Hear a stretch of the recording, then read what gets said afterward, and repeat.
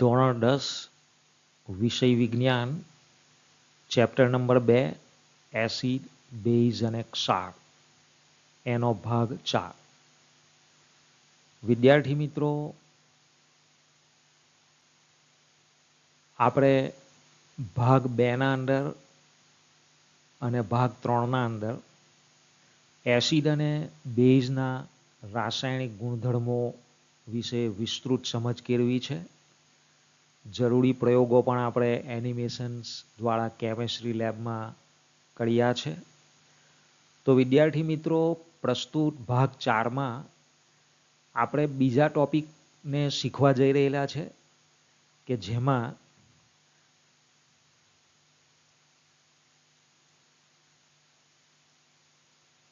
તમામ એસિડ અને તમામ બેઝમાં શું સમાનતા છે, એટલે કે શું સરખાપણું છે, તો એ શીખવા આપણે જઈ રહેલા છે.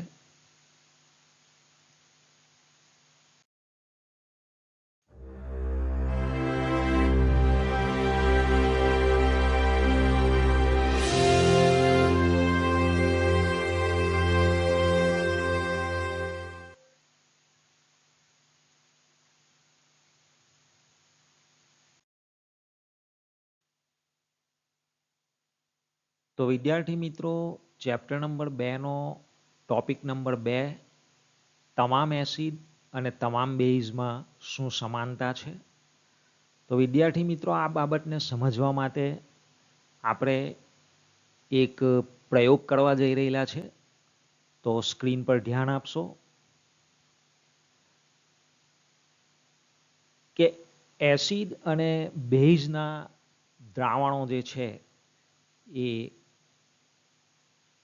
ઇલેક્ટ્રિસિટીનું વહન કરી શકે છે કે નહીં, તો એના માટે જરૂરી સાધનોમાં hydrochloric acid, sulphuric acid, alcohol, glucose,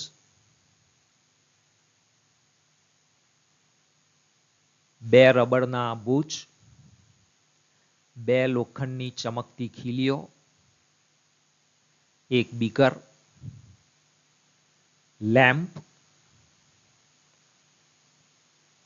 switch, 6 વોલ્ટની બેટરી,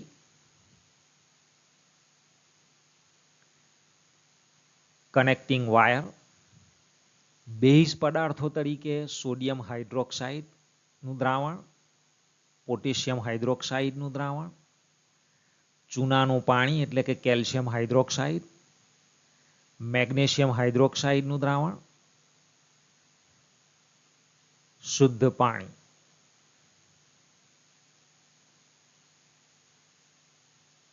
હવે આપણે એની પદ્ધતિ જોઈશું. તો સૌપ્રથમ એક બીકરમાં શુદ્ધ પાણી લો અને તેમાં હાઇડ્રોક્લોરિક એસિડ નાખો અને તેનું મંદ દ્રાવણ તૈયાર કરો. હવે રબરના બૂચમાં બે ચમકતી ખીલીઓને ઊભી ગોઠવો. તેની સાથે કનેક્ટિંગ વાયર જોડી આકૃતિમાં દર્શાવ્યા પ્રમાણેની એક સર્કિટ તૈયાર કરો અને હવે બીકરમાં મંદ હાઇડ્રોક્લોરિક એસિડનું દ્રાવણ નાખો અને સ્વિચ ચાલુ કરો. આપણને લેમ્પ પ્રકાશિત થયેલો જોવા મળશે. હવે સ્વિચને કાઢી લેતા લેમ્પ બંધ થઈ જશે. તો વિદ્યાર્થી મિત્રો, હવે બીકરમાં મંદ સલ્ફ્યુરિક એસિડનું દ્રાવણ નાખો, સ્વિચને ચાલુ કરો, તો લેમ્પ આપણને પ્રકાશિત દેખાશે. એનો મતલબ એ છે કે સલ્ફ્યુરિક એસિડના દ્રાવણમાંથી વીજળી પસાર થાય છે. તે જ પ્રમાણે હવે આલ્કોહોલનું દ્રાવણ લો, સ્વિચ ચાલુ કરો, તો આપણે જોઈએ છીએ કે લેમ્પ પ્રકાશિત થતો નથી. તો હવે સ્વિચને કાઢી લેતા લેમ્પ બંધ થઈ જશે. તો વિદ્યાર્થી મિત્રો, હવે બીકરમાં મંદ સલ્ફ્યુરિક એસિડનું દ્રાવણ નાખો, સ્વિચને ચાલુ કરો, તો લેમ્પ આપણને પ્રકાશિત દેખાશે. એનો મતલબ એ છે કે સલ્ફ્યુરિક એસિડના દ્રાવણમાંથી વીજળી પસાર થાય છે. તે જ પ્રમાણે હવે આલ્કોહોલનું દ્રાવણ લો, સ્વિચ ચાલુ કરો, તો આપણે જોઈએ છીએ કે લેમ્પ પ્રકાશિત થતો નથી. હવે ગ્લુકોઝનું દ્રાવણ લો, સ્વિચને ચાલુ કરો. વિદ્યાર્થી મિત્રો, લેમ્પ પ્રકાશિત થતો નથી. હવે આપણે બેઝના દ્રાવણો લઈશું. તો વિદ્યાર્થી મિત્રો, હાઇડ્રોક્લોરિક એસિડ વખતે લેમ્પ પ્રકાશ આપે છે. સલ્ફ્યુરિક એસિડના દ્રાવણમાં વીજળી પસાર કરતા લેમ્પ પ્રકાશ આપે છે. જ્યારે આલ્કોહોલ અને ગ્લુકોઝ કે જેમાં હાઇડ્રોજન એક ઘટક તત્વ તરીકે છે, છતાં પણ એમાંથી વીજળી પસાર થઈ શકતી નથી. તો એનો મતલબ એ છે કે તમામ એવા સંયોજનો કે જે હાઇડ્રોજન ઘટક તત્વ તરીકે ધરાવતા હોય, તો એનો મતલબ એવો નથી કે તેઓ એસિડ છે, પણ એસિડ તે જ છે કે જે પાણીમાં હાઇડ્રોજન આયન આપે છે. હવે વિદ્યાર્થી મિત્રો, આ જ પ્રયોગ આપણે જુદા જુદા બેઝ લઈને કરીશું. તો સૌપ્રથમ સોડિયમ હાઇડ્રોક્સાઇડ, ત્યાર પછી પોટેશિયમ હાઇડ્રોક્સાઇડ, ત્યાર પછી ચૂનાનું પાણી એટલે કે કેલ્શિયમ હાઇડ્રોક્સાઇડ, અને છેલ્લે મેગ્નેશિયમ હાઇડ્રોક્સાઇડના દ્રાવણો લઈને તેમાં સ્વિચ ચાલુ કરતા આપણને 4 લેમ્પ પ્રકાશિત થયેલો જોવા મળશે. તો વિદ્યાર્થી મિત્રો, આનો મતલબ એ છે કે બેઝના દ્રાવણો પાણીમાં OH- આયન, જેને હાઇડ્રોક્સિલ આયન અથવા તો હાઇડ્રોક્સાઇડ આયન પણ કહેવાય છે, તો એ આપે છે, એ છૂટા પાડે છે, એટલે લેમ્પ પ્રકાશિત થાય છે. તો વિદ્યાર્થી મિત્રો, એસિડ અને બેઝમાં શું સમાનતા છે એ આપણે આ પ્રયોગ દ્વારા સમજ્યા.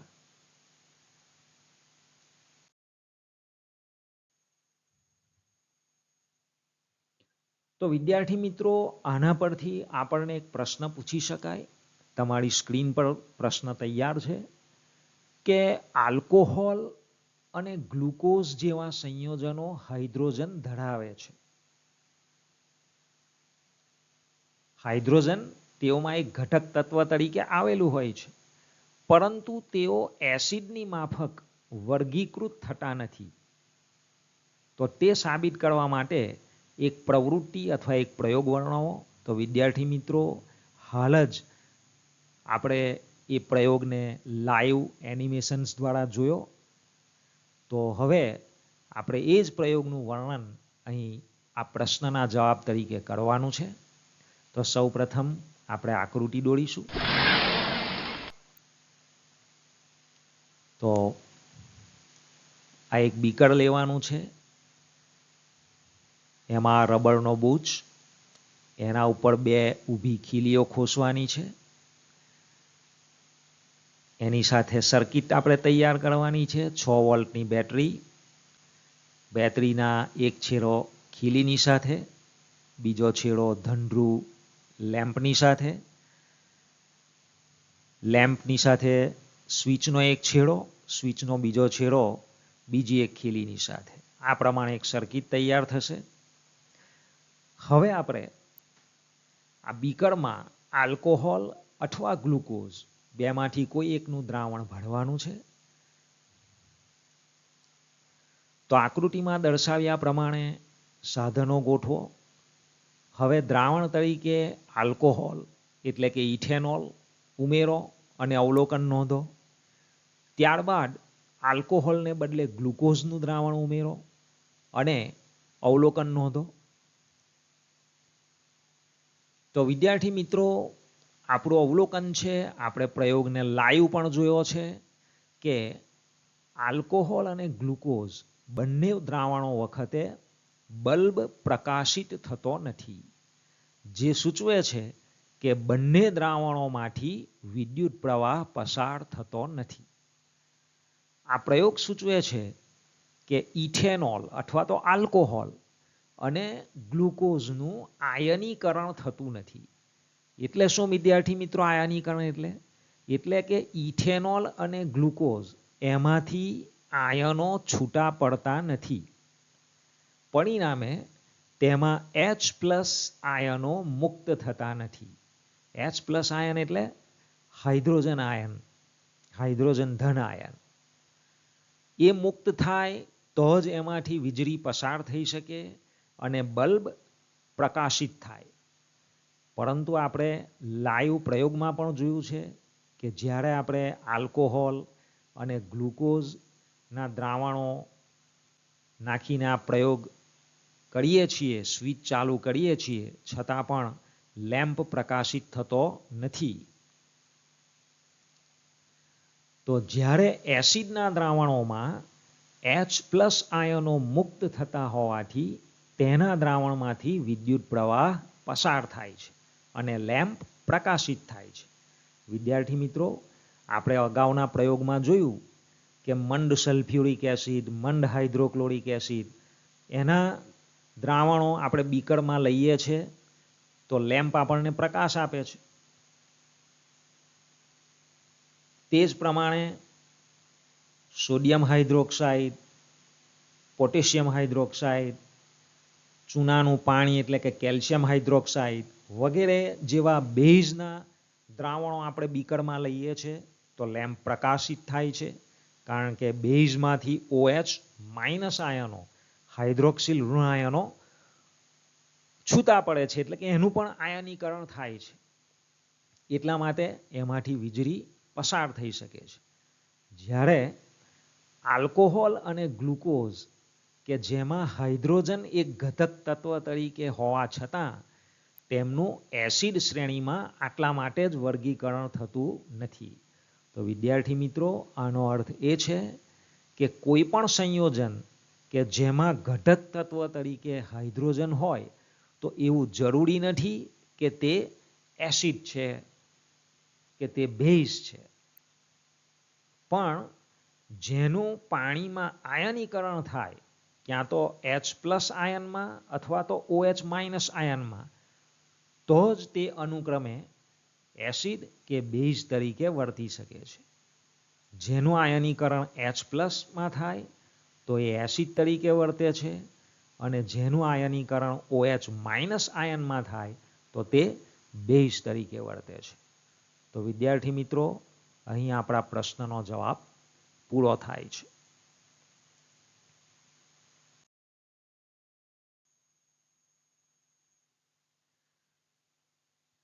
હવે પછીનો પ્રશ્ન છે, શા માટે નિસ્યંદિત પાણી એટલે કે શુદ્ધ પાણી, ડિસ્ટિલ વોટર જેને ઇંગ્લિશમાં કહેવાય, તો નિસ્યંદિત પાણી વિદ્યુતનું વહન કરતું નથી જ્યારે વરસાદી પાણી વિદ્યુતનું વહન કરે છે?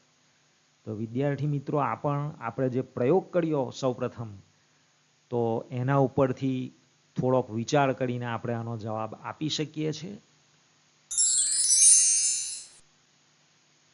તો પ્રશ્નનો જવાબ છે કે નિસ્યંદિત પાણી એ શુદ્ધ પાણી છે અને તે આયનો ધરાવતું નથી, એટલે કે એમાં કોઈ પણ પ્રકારની અશુદ્ધિ હોતી નથી.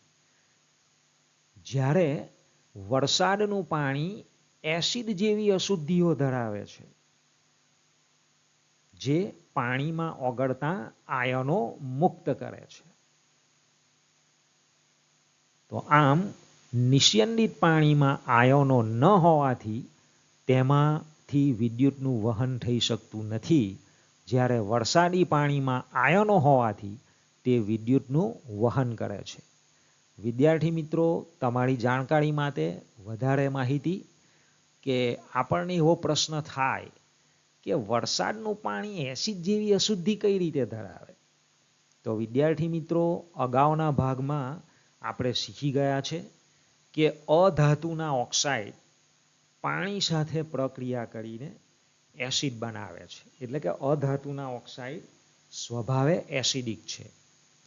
જો તમે અગાઉના ભાગ ચેપ્ટર 2ના ન જોયા હોય તો જોજો, ત્યાં તમને એનિમેશન્સના પ્રેક્ટિકલ્સ દ્વારા એની સમજ આપવામાં આવી છે.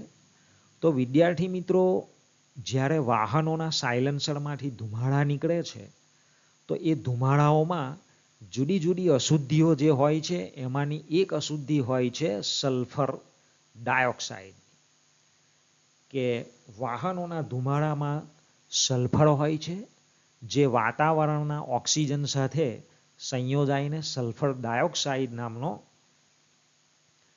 અધાતુનો ઓક્સાઇડ તૈયાર કરે છે.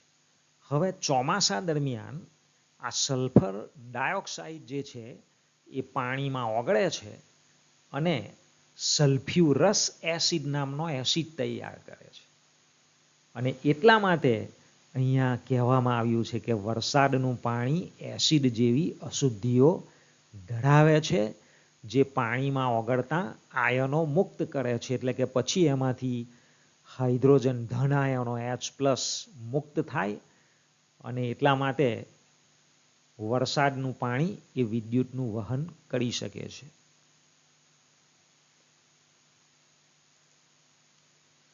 વિદ્યાર્થી મિત્રો, બીજો એક પ્રશ્ન છે કે એસિડ પાણીની ગેરહાજરીમાં શા માટે એસિડિક વર્તણૂક દર્શાવતા નથી? એટલે કે એસિડની એસિડિક વર્તણૂક જો જોવી હોય તો એમાં પાણીની હાજરી શા માટે જરૂરી છે એવું આ પૂછે છે. તો વિદ્યાર્થી મિત્રો, એના માટેનો જવાબ છે કે પાણીની ગેરહાજરીમાં એસિડ H+ આયનો મુક્ત કરી શકતા નથી. એટલે એસિડમાંથી હાઇડ્રોજન ધન આયનો મુક્ત કરવા હોય, એટલે કે એનું આયનીકરણ કરવું હોય, તો પાણીની હાજરી ફરજિયાત છે. એસિડિક વર્તણૂક માટે H+ આયનો જવાબદાર છે. આમ પાણીની ગેરહાજરીમાં એસિડ હાઇડ્રોજન ધન આયનો મુક્ત કરી શકતા ના હોવાથી તે એસિડિક વર્તણૂક દર્શાવતા નથી અને એટલા જ માટે પાણીની હાજરી જરૂરી છે.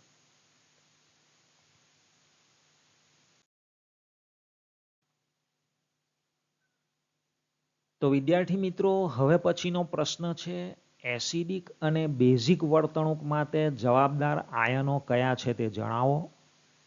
એસિડિક અને બેઝિક વર્તણૂક પાણી સાથેની પ્રક્રિયા દ્વારા સમજાવો.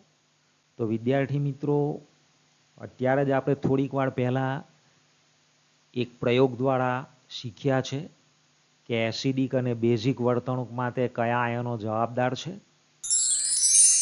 તો એના આધારે આપણે જવાબ તૈયાર કર્યો છે કે એસિડિક વર્તણૂક માટે H+ આયન એટલે કે હાઇડ્રોજન ધન આયન અથવા H3O+ આયન એટલે કે હાઇડ્રોનિયમ ધન આયન અને બેઝિક વર્તણૂક માટે OH- આયન એટલે કે હાઇડ્રોક્સિલ અથવા તો હાઇડ્રોક્સાઇડ ઋણ આયન જવાબદાર છે. તો વિદ્યાર્થી મિત્રો, એસિડિક વર્તણૂકની એસિડની એસિડ તરીકેની વર્તણૂકની આ પાણી સાથેની પ્રક્રિયા માટેનું આ સમીકરણ આપણને અહીંયા આપેલું છે કે હાઇડ્રોક્લોરિક એસિડ મંડ એટલે કે HCl aqueous પ્લસ પાણી H2O.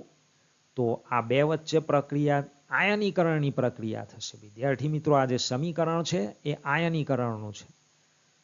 તો એમાંથી ઋણાયન તરીકે Cl- જેને ક્લોરાઇડ ઋણાયન કહેવાય છે, પ્લસ ધન આયન તરીકે હાઇડ્રોનિયમ ધન આયન એટલે કે H3O+ છૂટા પડે છે. તો આમ HClના જલીય દ્રાવણમાં H+ અથવા તો H3O+ આયન ઉત્પન્ન થતો હોવાથી HCl એ એસિડ છે એમ કહેવાય. અને વિદ્યાર્થી મિત્રો, આ જે મોડેલ છે એ આ H3O+ હાઇડ્રોનિયમ ધન આયનનું છે. એમાં વચ્ચે જે રેડ કલરમાં છે એ હાઇડ્રોજનનો ઓક્સિજનનો એક પરમાણુ છે અને આજુબાજુ આ વ્હાઇટ કલરના 3 જે છે એ હાઇડ્રોજનના 3 પરમાણુઓ છે. આમ ઓક્સિજનનો એક પરમાણુ અને હાઇડ્રોજનના 3 પરમાણુઓ આ પ્રમાણે ભેગા થઈને હાઇડ્રોનિયમ ધન આયન તૈયાર કરે છે. તો વિદ્યાર્થી મિત્રો, આ જ પ્રમાણે આપણે બેઝ વર્તણૂકની પાણી સાથેની પ્રક્રિયા લખીશું. તો તમારી સ્ક્રીન પર આયનીકરણની પ્રક્રિયા બેઝની છે કે સોડિયમ હાઇડ્રોક્સાઇડ NaOH કે જે બેઝ છે, પાણીની હાજરીમાં એટલે કે H2O એનું આયનીકરણ થાય છે અને એમાંથી સોડિયમ ધન આયન એટલે કે Na+ અને હાઇડ્રોક્સિલ અથવા તો હાઇડ્રોક્સાઇડ ઋણ આયન OH- છૂટા પડે છે. આમ NaOHના જલીય દ્રાવણમાં OH- આયન ઉત્પન્ન થતો હોવાથી NaOH એ બેઝ છે એમ કહેવાય. તો વિદ્યાર્થી મિત્રો, આ જે આકૃતિ છે એ હાઇડ્રોક્સિલ અથવા તો હાઇડ્રોક્સાઇડ OH ઋણ આયન ના અણુની છે કે જેમાં આ રેડ કલરમાં છે એ ઓક્સિજનનો પરમાણુ છે અને આ જે વ્હાઇટ કલરમાં છે એ હાઇડ્રોજનનો પરમાણુ છે અને એ આ પ્રમાણે ભેગા થઈને એક OH ઋણ આયન તૈયાર કરે છે.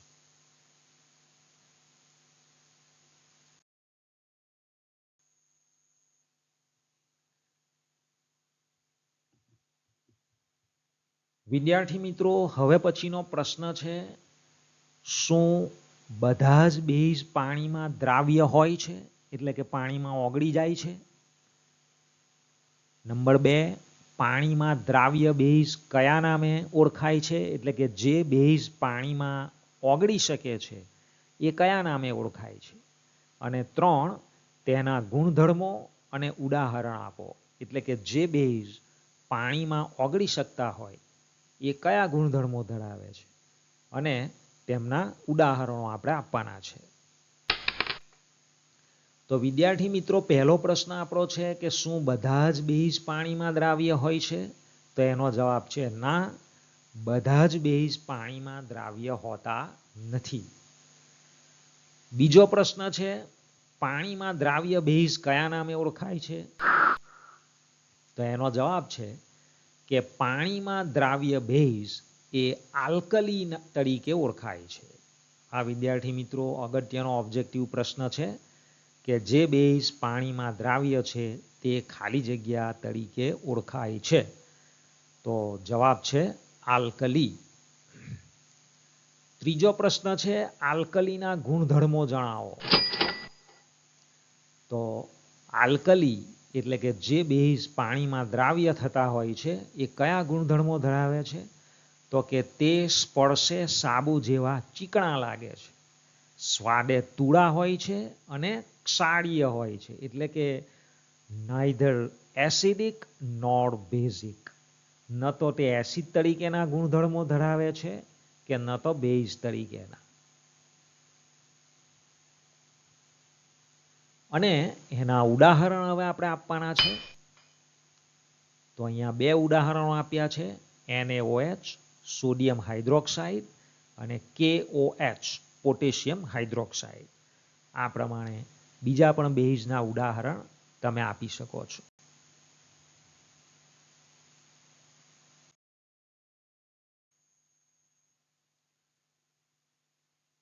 હવે પછીનો પ્રશ્ન છે, મંડન ક્રિયા કોને કહે છે તે સમજાવો. વિદ્યાર્થી મિત્રો, મંડન ક્રિયા એટલે કે ડાયલ્યુશન પ્રોસેસ. આપણે કહીએ છીએ ને કે સાંદ્ર એસિડ, મંડ એસિડ, સાંદ્ર બેઝ, મંડ બેઝ.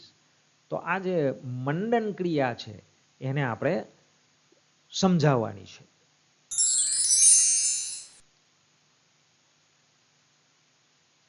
તો એસિડ અથવા બેઝને પાણી સાથે મિશ્ર કરતા એકમ કદ દીઠ આયનો, એસિડ હોય તો H3O+, હાઇડ્રોનિયમ ધન આયન, અને બેઝ હોય તો OH- હાઇડ્રોક્સિલ ઋણ આયન ની સાંદ્રતામાં ઘટાડો થાય છે. આવી પ્રક્રિયાને મંડન, ઇંગ્લિશમાં ડાયલ્યુશન કહે છે. અને આવા એસિડ કે બેઝને મંડીકૃત, ઇંગ્લિશમાં ડાયલ્યુટેડ એસિડ કે બેઝ કહે છે. વિદ્યાર્થી મિત્રો, આ આકૃતિમાં આપણને બતાવ્યું છે, આ ડાબી બાજુના બીકરમાં પાણીનું પ્રમાણ ઓછું છે અને એમાં આપણે જોઈએ છીએ કે આ 1, 2, 3, 4, 5 અને 6 આયનો છે. હવે એમાં આપણે પાણીનું પ્રમાણ વધારી દીધું, જુઓ તમે. પણ આયનોની સંખ્યા તો તેટલી જ છે, 1, 2, 3, 4, 5 અને 6, જે પહેલા હતી એટલી. તો વિદ્યાર્થી મિત્રો, હવે એના અંદર પાણીનું પ્રમાણ વધી ગયું, આયનોની સંખ્યા તેની તે જ છે. એટલા માટે આ બીજા બીકરમાં હવે મંડ કહેવાશે, ડાયલ્યુટેડ. તો દાખલા તરીકે સાંદ્ર HNO3 એટલે કે નાઇટ્રિક એસિડ કે H2SO4 એટલે કે સલ્ફ્યુરિક એસિડને પાણીમાં ખૂબ જ ધીરે ધીરે સતત હલાવતા રહીને ઉમેરતા સાંદ્ર HNO3 કે H2SO4 ની સાંદ્રતા ઘટે છે અને છેવટે દ્રાવણ મંડ બને છે. એટલે કે આપણે આવી રીતે મંડ એસિડ કે મંડ બેઝ તૈયાર કરી શકીએ છીએ.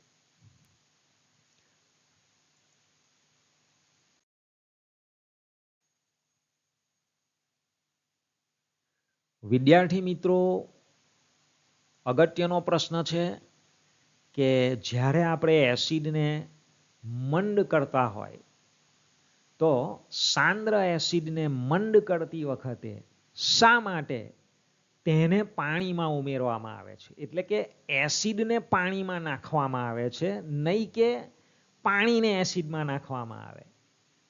ફરીથી સમજો, જો આપણે કોઈ પણ સાંદ્ર એસિડ હોય અને તેને મંડ કરવો હોય તો એક વાસણમાં આપણે થોડોક એસિડ લેવાનો અને એમાં પાણી નાખવાનું કે પાણીના અંદર એસિડના થોડા ટીપા નાખવાના, એવો આ પ્રશ્ન છે. તો વિદ્યાર્થી મિત્રો, સાચી રીત છે કે આપણે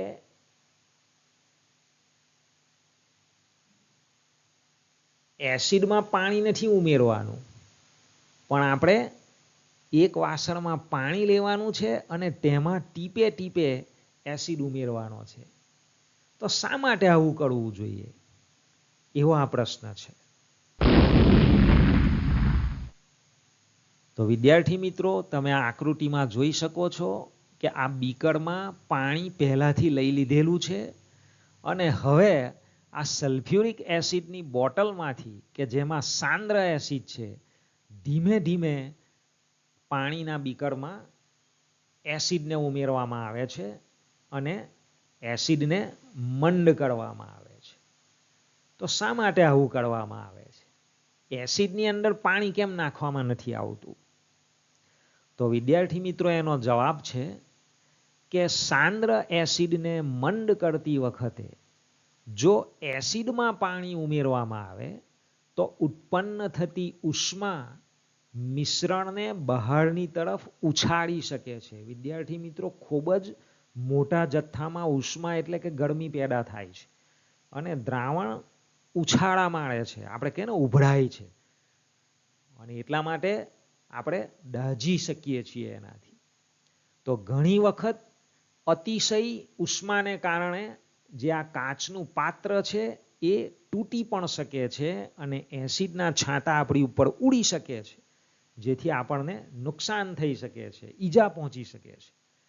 આથી એસિડને મંડ કરવા માટે એસિડમાં પાણી ઉમેરવાને બદલે એસિડને હંમેશા પાણીમાં ખૂબ જ ધીરે ધીરે એટલે કે ટીપે ટીપે અને સતત હલાવતા રહીને ઉમેરવો જોઈએ, જેથી ઉત્પન્ન થતી ઉષ્મા સમગ્ર પાણીમાં પ્રસરી જાય, પરિણામે કોઈ હાનિ એટલે કે નુકસાન થઈ શકે નહીં. તો વિદ્યાર્થી મિત્રો, અહીંયા આ પ્રશ્નનો જવાબ પૂરો થાય છે.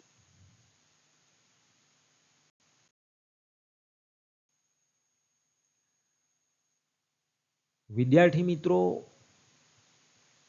તમે હાઈવેના ઉપર મુસાફરી કરતા હશો ત્યારે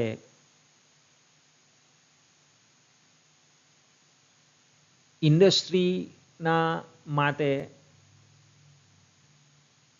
રો મટીરિયલ લઈ જતા ટેન્કર તમે જોયા હશે, અને ટેન્કરના ઉપર પાછળના ભાગે સાઈડના ભાગે અમુક ચેતવણીના ચિહ્નો લખેલા હોય છે. આવા ચિહ્નો કેવા ટેન્કર્સ પર હોય છે મિત્રો? તો જે ટેન્કરમાં રસાયણો ભરેલા હોય છે, કેમિકલ્સ હોય છે, અથવા તો કેટલીક કેમિકલ્સની બોટલ, રસાયણોની જે બોટલ હોય છે એના ઉપર પણ ચેતવણીના ચિહ્નો લખેલા હોય છે. જો તમે ખેડૂતના દીકરા દીકરી હો અને તમારે ત્યાં ખેતરમાં છાંટવાની દવાની બોટલ્સ અથવા તો પાઉચ કે બેગ હોય, ખાતરની બેગ હોય, એના પાઉચ હોય, તો એના ઉપર પણ તમે આવા જુદા જુદા ચેતવણી ચિહ્નો જોઈ શકો છો. તો વિદ્યાર્થી મિત્રો, પ્રસ્તુત સ્લાઇડમાં આપણે હવે એ રસાયણોની બોટલ પરના ચેતવણી ચિહ્નો વિશે શીખવા જઈ રહેલા છે.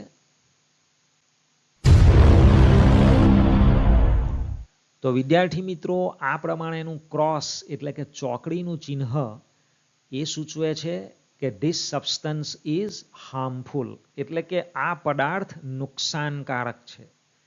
એટલે સંભાળીને આપણે એનું હેન્ડલિંગ કરવું જોઈએ. આપણને ચેતવણી એની આપવામાં આવે છે.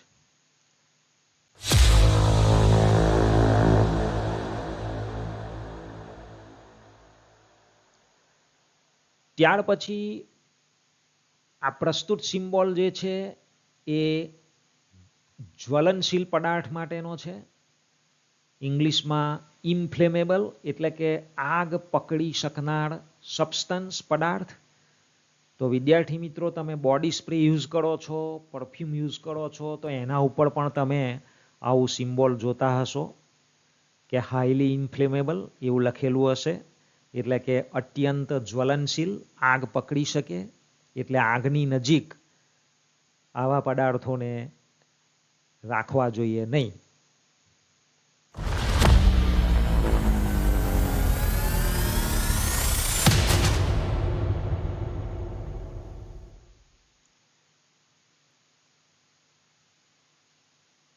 આ જે ચિહ્ન છે એ છે દાહક, મીન્સ બર્નિંગ.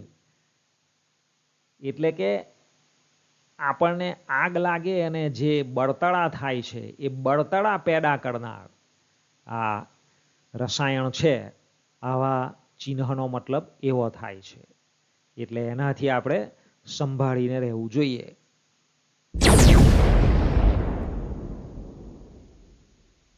જો આ પ્રમાણેની સાઇન કોઈ જગ્યાએ આપણને જોવા મળે તો પંખા જેવી છે વિદ્યાર્થી મિત્રો, તો એનો મતલબ છે કે આ રેડિયો સક્રિય, ઇંગ્લિશમાં રેડિયો એક્ટિવ એરિયા છે અથવા તો રેડિયો એક્ટિવ પદાર્થ છે.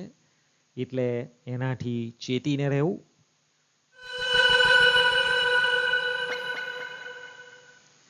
આ પ્રમાણેનો સિમ્બોલ ખાસ કરીને ખેતરોમાં છાંટવાની જે દવાઓ આવે છે તેના ઉપર હોય છે. વચ્ચે ખોપડી અને આજુબાજુ હાડકાની ચોકડી કરેલી હોય તો એનો મતલબ છે વિષાલુ, એટલે કે ઝેરી પદાર્થ છે. પોઈઝનસ સબસ્ટન્સ, એટલે હેન્ડલ વિથ કેર. હાથ એનો ઉપયોગ કર્યા પછી બરાબર ધોવા જોઈએ.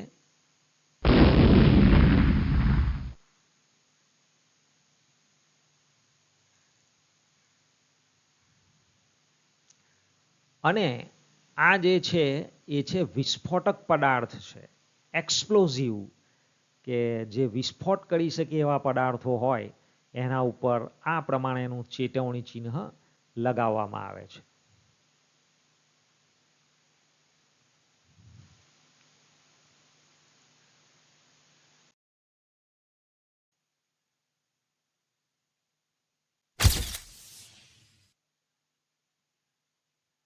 જે રસાયણના બોટલ પર આ પ્રમાણેની સાઇન હોય તો વિદ્યાર્થી મિત્રો એ ઓક્સિડેશન કરતા પદાર્થ છે. એટલે કે ઇટ ઇઝ ઓક્સિડાઇઝિંગ એજન્ટ. એટલે એનાથી પણ આગ પકડી શકે, ઓક્સિજનમાં વધારો થાય એનાથી.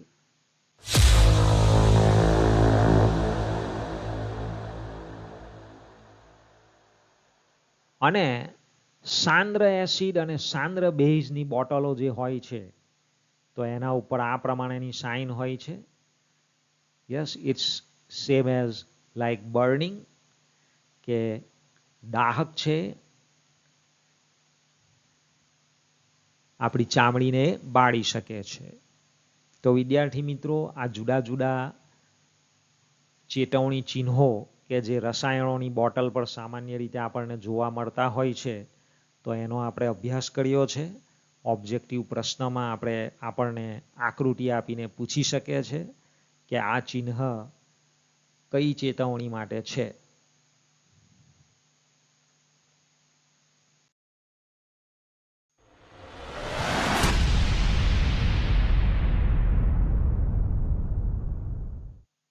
તો વિદ્યાર્થી મિત્રો, આ સાથે ચેપ્ટર નંબર 2નો ભાગ 4 અહીં સમાપ્ત થાય છે.